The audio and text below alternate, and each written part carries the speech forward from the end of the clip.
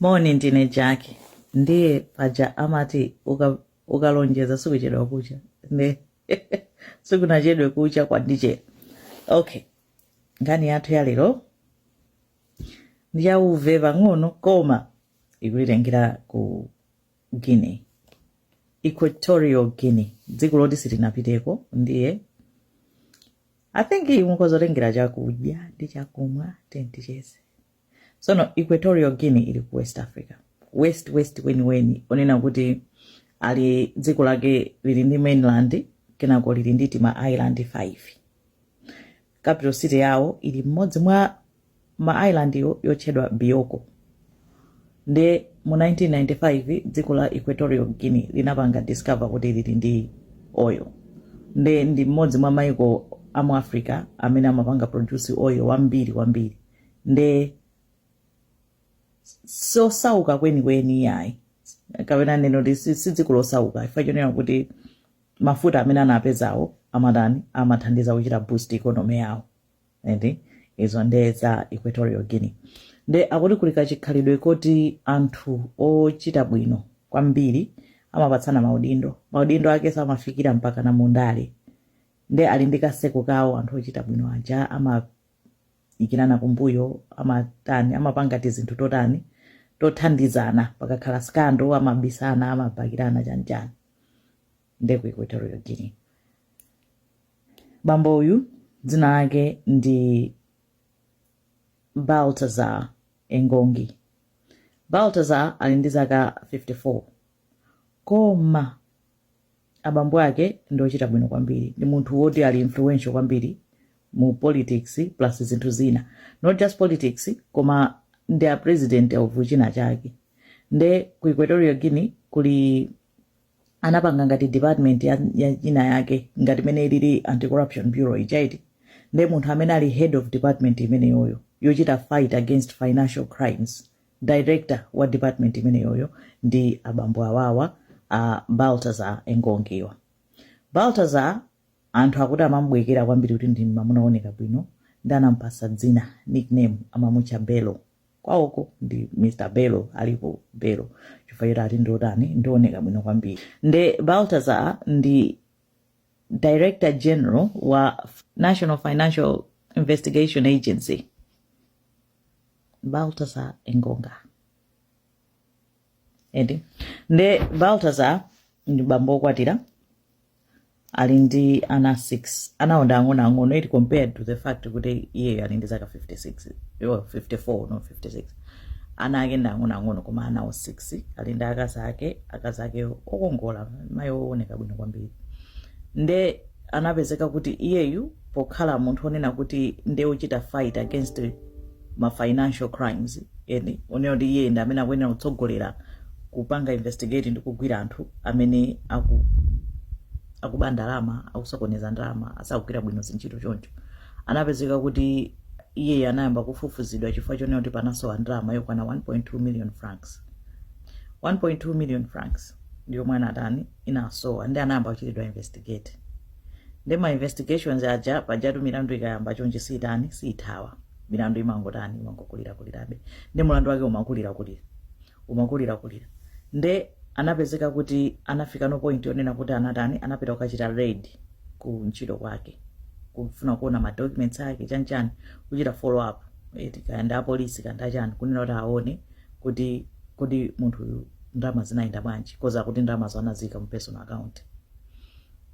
Atapita umeneko iye anali konko anasiya kuti yangana zimene mukufuna ndacha amatenga zinthu zoti akazifufuze. Potenga zinthuzo anapeza so device ina yoti anachita kumufusa kuti titenge kozi maoneka ngati ya personal. Ndi anayankha kuti yetengani.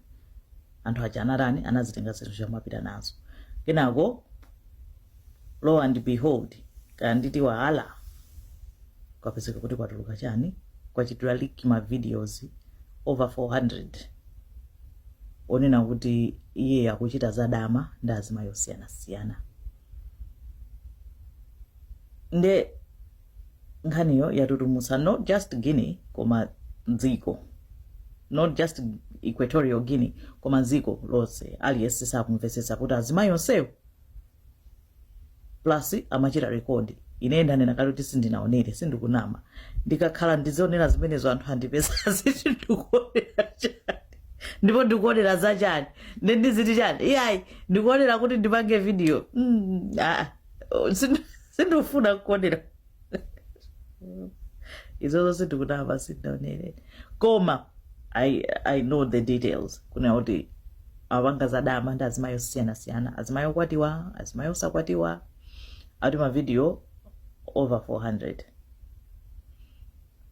ndezi zinthu zija munthu anapanga liki gulu lomwe linazatenga zinthu zitangasawo ndi ma authorities amene anazatenga zinthuzo wina anapanga liki which I would say is against the law samaine apanga liki koma anapanga liki ndezi zili paliponse anthu azirani aziona ena akumunenerera man of the hour ena akumunenerera ena akumunena alisanena zosiyana so ena akuganizira kuti what is his wife going through and so chodabwisa nchonena kuti azimayi ena amene apezeka kuti ajambulidwa nawo apanga zimenezi ndi wina sister wa president wina cousin wa president mkazi wa director general wa polisi ati azikazi ama ministers 20 anthu onena kuti anthu a influence kwambiri edi apezeka kuti ali mchani mavideos amenewo iyeyo akukhangata kuyankha mokuwa kuti yayi anthu osana atani sanakakamizidwe anachita kufuna ukha ndiwo amadziwa kuti ndikuachita record komano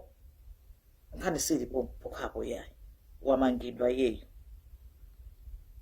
nkhani ili patatu kunena kuti wani kuti munthu wapanga crime walakwa china chake chomwe walakwa nangasi anthu pena timatereka makalembera ntchito muja akakutenga ntchito masainira ma documents anthu sawerenga kunena kuti akusainira chani amangosainira makhandi excitement yoti ndalamba ntchito koma one of malamulo ndionena kuti how do you use public offices ma office anche a government kugwiritsa ntchito bwa zonsezo zimakhala mmene mujamu kuti usaononge usanyazitse ma public offices usapange chinthu china chilichonse chobweretsa manyazi kapena chopangisa public kuti iluze trust in the government edi zonsezo munthu nadani anasainira nde zinozonzonera kuti even vice president wayankhulapo anthu onsewo amene ali involved ndi azimayi omweyo achitidwa suspend immediately uyuyu amutenga ukampanga question ndipo akumufufuza iye akhozonera kuti onsewo anapanga akufuna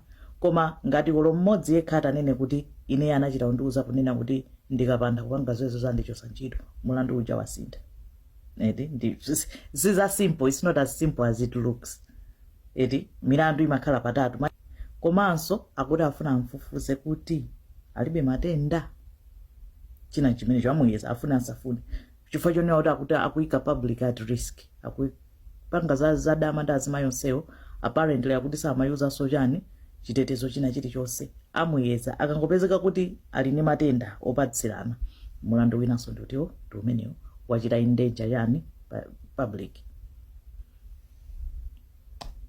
china milandu yakeyo nde inuyo muchita imagine unena kuti munthu anali kali ndi milandu yazandalamaso nde akupezeka kuti akupanga zadama akugona ndi azikazi anthu onse a influence oti akanatha ena mwina kumbakira ena akanatha kutani ena onena kuti akumuzenga milandu kumene zimthera bwa apoponso ntchito soyatani yachoka kale komanso vice president walamula kunena kuti wina aliyense amene azapezeka kupanga zadama mu office ntchito izathera pomwepo ndipo alamula kuti office ina iliyonse ya government ku Equatorial Guinea kuyikidwe ma CCTV a human rights alowerera kuti ayikonde kuphwanyira na anthu ufulu ndi anthu azigwira ntchito bwanji ndi ma CCTV azikaneka kupanga china chilichonse koma anena akuti kukhala ma CCTV zisazachitikenso pali mphekesera yoti mmodzi mwa azimayi amene anapanga naye zadamazo wazipha anthu akuyika zithunzi zake enanso achita kuyika video ya maliro imene koma umboni weniweni ine sindikudziwa ngati zili zoona kapena zili zabodza ende akuti wina wazipha mmodzi mwa azimayiwo ndi mkazi wa achimwene ache wina ndi mkazi wa ankolo wake akuti panali mayi wina odwala kuti ali ndi mimba kuno ndi mkazi wa ankolo wake mene tanenera akaza director general wa police chani kuti zonsezi sizimuthandiza ayi nangasali ndi kesi ya ndalama akhoza kukhala unena kuti pachilungamo chake ngati azimayiwa zonse amapangazo amavomera amapanga akufuna iye alibe mulandu koma onena kuti iye alikali ndi mulandu waukulu osowetsa ndalama. Anthu awawa amene atamuchitire hodi magrudge kunena kuti uyu atichita chipongwe ichichi amufinyira nkhani yachani ya ndalama zinasowa alikali ndi milandu aona kuti ukupanga zonena kuti ukukhuwa kunena kuti sitingakumange suna lakwe koma amubwereka pamene kunanga imagine kunena kuti anthu osewa ndi anthu ambiri tu pamene popo affected ana awo sindikuchita excuse azimayiwo by the way ya azimayiwo ndikamba I will talk about the women in a minute koma ndungofotokoza za uyu bero uyu Baltasar anthu amene akumuchemerera kunena kuti in essence much as wachuka he has got his 15 minutes of fame koma his life is over. Palibepo chabwino chomwe chitatuluke out of this for him. Ntchito out apapa high chances amanga inu nanga munthu wayalusa president akupanga zadama ndi sister wa president ndi cousin wa president ndi akaza director general police akaza ma minister anthu onsewa amusiya mayona manager mwina kuti yes nende angana azimayi azimayi ambiri akuti okwatiwa ali mabanja awa se azimuna awana awo manyumba awapita ntchito ndikumakapanga zimene zoti choice chisankho koma dziko lapasi menene ndimalionera ndimakonda oyang'ana mbali ina ya zinthu kunati ntchito ndiyovuta kupeza zimaphweka ukakhala nayo ntchito ija nde timayiwala kuti ayi timapemphera ine ntchito timayiwala ukakhala pa ntchito pacha wakhazikika umayiwala amene unavutikira kuti uyipeze ntchito ija now walandira ndaliso amene ujawo ntchito ija akupatsa wafika pamene pachapa wayamba kupanga zinthu zosayamika fa kumene kundikusayamika ukunyazitsa khomo lako banja lako kupita ntchito kuja unkumakapanga zimenezozo uli nazo ntchito lya between me and the boss akuziziwa ndani machamu ndima chikati chifumbuluke chifukwa palibe I don't think kuti alipo azimayi onse amene anankaniza pa kuti zimene zingasatuluke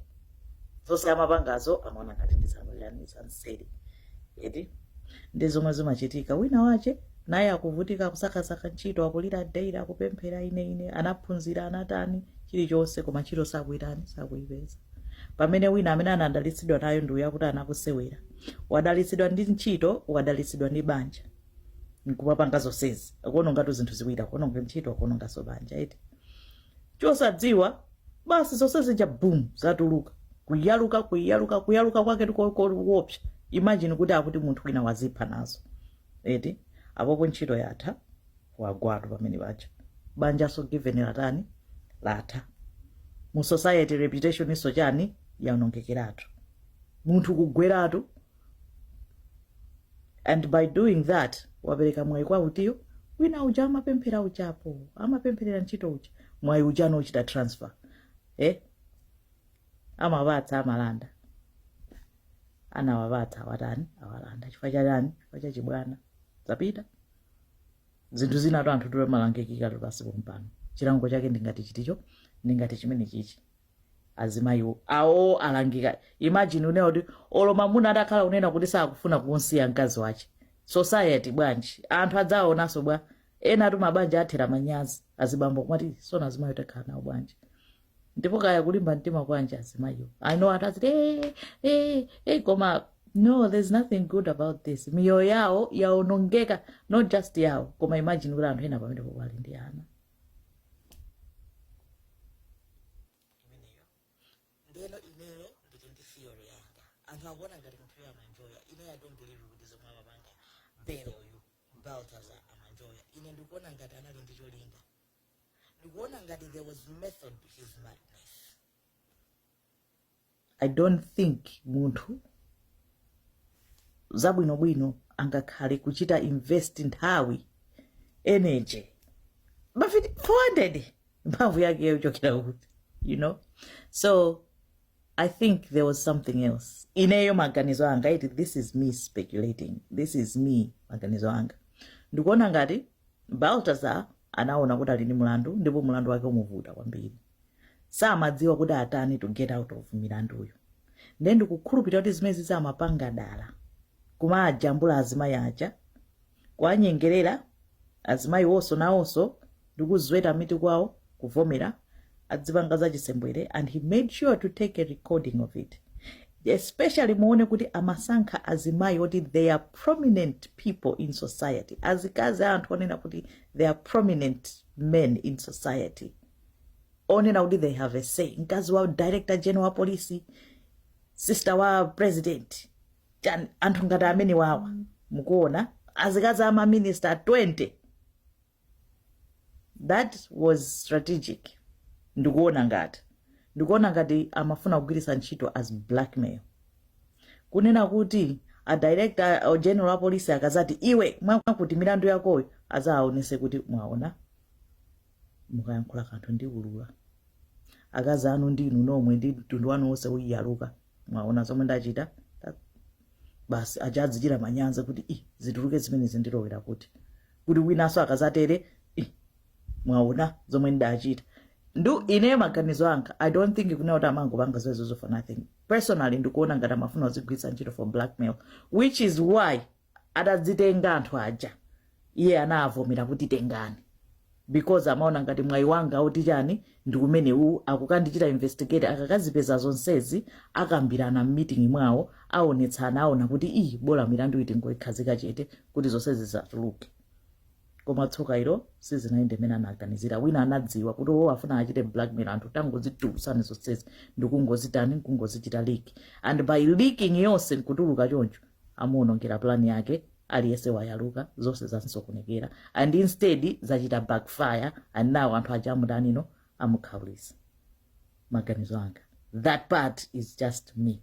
I don't believe kuti all that effort Zosezo was for nothing. I think he was being strategic, and azima yake amachita osankha uyu zaja akazachi mwina akezo izonde zakeso. I don't know, I don't understand that. Not that I understand zinazo, I understand none of it, because anthu alangika wawa zikusekesa from our standpoint, hey what koma I think there's more to it. Maganizo anga, and I'm sure kuna kuti mtu uyu amalanga usati masewera. And I feel sorry for mkazi wake. Imagine being a wife of that man. Imagine kukhala ndi ana 6. Ndikapeza kuti ukuyaluka zinthu zoti sizikukukhudza, zithunzi za ana ako pena paliponse, zinthu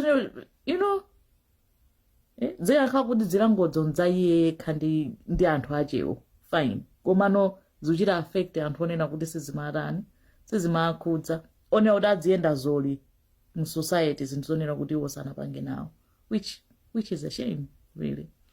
Koma amene unda Baltasar timva kuti zathera bwanji, koma personally I don't think zimuthera bwino kuyambana ndi anthu ambiri, kozi wayambana nawo kuyankha mwano kaya kutani mpaka nkhani adzikamba vice president achani amufinyatu. Maganizo anga aweti, koma imene ndi nkhani ya Baltasar Bello Engonga, yeah.